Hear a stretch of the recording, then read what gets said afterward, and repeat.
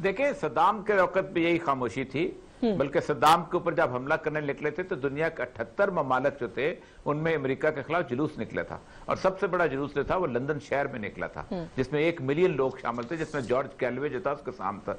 ये मसला नहीं है, मशरिक वस्ता में घुसना नहीं चाहते। और जहां तक इस बात का ताल्लुक है कि वहां ये इवेंट है क्या, तो एक बात याद रखें कि गुज़श्ता 10 साल तक ये जनरल कासिम सुलेमानी साहब जो थे ये अमेरिका के साथ मिलकर अलकायदा से लड़ रहे थे।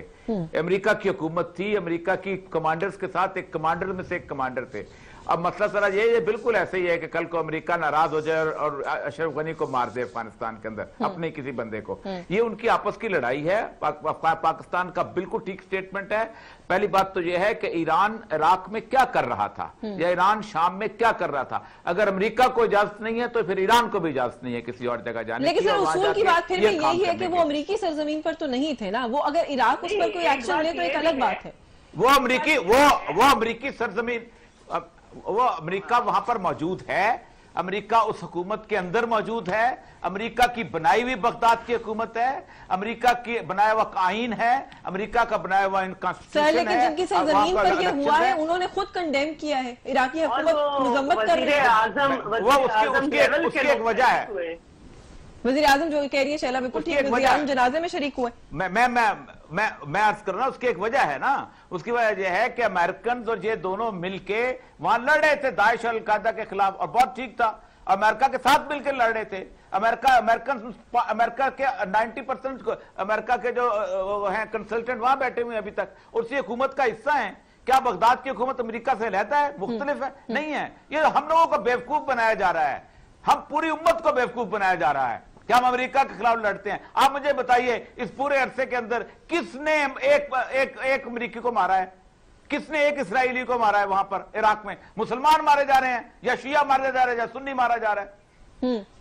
अच्छा चले, ये जो आपका पॉइंट इस तो कोई कंडेम नहीं, हमें अलग रहना चाहिए, हमें बिल्कुल अलग रहना चाहिए इस मामले के अंदर। कोई करना चाहिए, उनकी लड़ाई है जी। शेर इसके कॉन्सिक्वेंसेज अगर खुदा न खास्ता पाकिस्तान का कोई और होता है तो उसके कॉन्सिक्वेंसेज पाकिस्तान में भी आ सकते हैं, और पाकिस्तान में बहुत ज्यादा। आपको पश्तो में एक मुहावरा है कि अगर इतना कमजोर था तो तुम लड़ा क्यों था।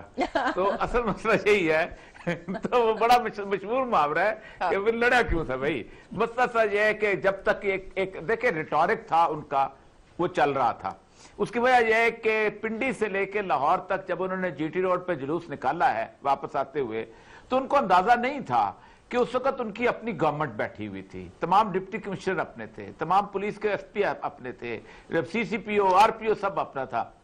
मैं अक्सर कहा करता हूं कि जब वो पंजाब हाउस से बरामद हुए थे तो वो 3000 सिपाही जो उनके साथ गार्ड के तौर पे चल रहे थे उस जुलूस के साथ, अगर वो फैजाबाद के सामने लाठियां लेके आंसू गैस लेके खड़े हो जाते तो वही पता चल जाता कि जीटी रोड का सफर कितना मुश्किल होता है। ये तो मुश्किल सफर वाली बात ही नहीं। एक शानदार किस्म के प्री अरेंज डिस्ट्रिक्ट एडमिनिस्ट्रेशन की पूरी सपोर्ट ना भी हुए, पटवारियों को भेजें, सपोर्ट के बावजूद एक ऐसा जगह के जहां आपको कोई कुछ नहीं कहेगा वहां पर नारा लगाना बड़ा आसान होता है कि खिलाई मखलूक है तो फला है तो ये है। लेकिन जब वक्त आता है ना तो पता उस वक्त चलता है कि अब नारा कहां तक और किस जगह पर कितना लग सकता है। सबसे बड़ी बात यह है कि वो ये वक्त आएगा, वक्त आ गया, और वक्त ने टेस्ट बड़ी जल्दी ले आए हैं। मैं हैरान हूं कि ये वक्त का जो टेस्ट है ये सिर्फ एक छोटी से इशू के ऊपर हो गया। अब देखें, पहली बात तो यह है कि सुप्रीम कोर्ट ने जो काम किया वो बड़ा इंपॉर्टेंट है। वो इसलिए इंपॉर्टेंट है, वो चेक करना था कि एक अब चाला साहब जो पार्लियामेंटेरियन है, इनको पता होगा कि एक आईन ने एक ताकत दी है प्राइम मिनिस्टर को। उस ताकत को लिमिट कोई भी सबऑर्डिनेट लेजिस्लेशन नहीं कर सकती, ना सुप्रीम कोर्ट कर सकती। ठीक है। वो ताकत यह है कि आप चीफ मिनिस्टर, आप एक आर्मी चीफ को अपॉइंट करते हैं, आप 3 साल के लिए करें, आप 8 साल के लिए करें, आप 15 साल के लिए करें, ठीक है। उसको लिमिट खुद आईन कर सकता है। आप कौन होते हैं पार्लियामेंट को सजेशन देने वाले कि तुम जाके वोट दो, तुम जाके ये अमेंडमेंट करो, तुम जाके ये कानून साजी करो? आप कौन होते हैं? पार्लियामेंट को तो एक्ट ये करना चाहिए था कि हम नहीं मानते। लेकिन सर फिर इसमें मैं ये कहना चाह रही थी, इसमें तो हुकूमत की कमजोरी भी है ना सर, इनको डिफेंड करना चाहिए था इस बात को, वहां पे जाके स्ट्रांगली खड़ा होना चाहिए था। वो कमजोरी क्या आप हमारी डोमेन में ट्रांसलेट कर रहे हैं? आप नहीं कर सकते। आप फैसला पढ़ लेना, फैसले में सिर्फ एक लिखा हुआ है कि हम 6 महीने आपको इसलिए दे रहे हैं, हमारी ताकत नहीं है, इसलिए कि अटॉर्नी जनरल ने हमें वादा दिया कि हम 6 महीने में ये कर लेंगे। ये तो हुकूमत के वादे के ऊपर ये सुप्रीम कोर्ट ने, वहां पता था सुप्रीम कोर्ट का कानून क्या कहता है। यानी कि इनके वादे की वजह से डर सकता। मैं कह रहा हूँ आप इसको अपनी फेस सेविंग आपको और मिलनी ये साल चाहिए, unanimously pass हो आपके जाएगा। वोटर्स को मिलनी चाहिए, हम जरूर देंगे। बाकी बयानिया हम बिल्कुल सही नहीं था तो करते। आपको चलो वन लाइन कमेंट ले लूं और ये सब सर पास हो जाएगा हमारा unanimously। कंटेंट देखिए ये जो पावर थी ना, ये पावर बाकायदा हमारे पुराने 1956 के कॉन्स्टिट्यूशन जिसमें शहीद सोहरावर्दी जैसे लोग शामिल थे उसमें भी उन्होंने दी हुई थी।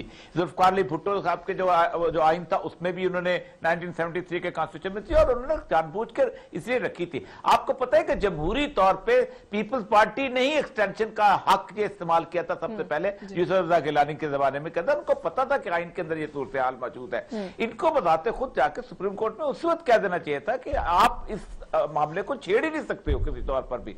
अब उन पीपल पार्टी का तो, पीपल पार्टी स्टैंड तो दूर की बात, पीपल पार्टी ने तो इस हक को खुद इस्तेमाल किया हुआ है।